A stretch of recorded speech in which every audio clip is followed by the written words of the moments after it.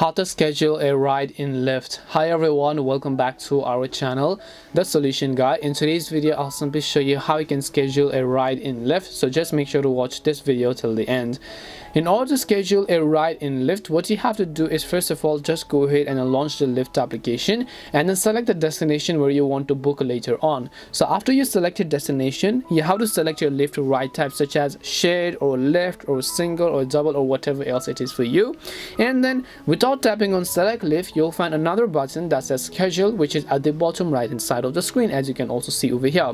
So all you have to do is just tap on the schedule option. Now once you've done that, third step is to go ahead and then confirm your pickup location. So you want to book a ride automatically later on, but of course for that you have to pick a pickup location from where the Uber or the Lyft driver might come and pick you up. And then once you select your pickup location, just tap on the confirm button over here, and as you tap on the confirm button on the next specific page, you'll see all the sorts of options where first you basically have to select the time as to when you want to schedule a Lyft ride. So if you want to set it to 10 minutes further, see your current time and then select it for that specific time. If you want to automatically set it, just select a desired time, whether it be whatever else you desire, and then just tap on the option called set pickup time over here.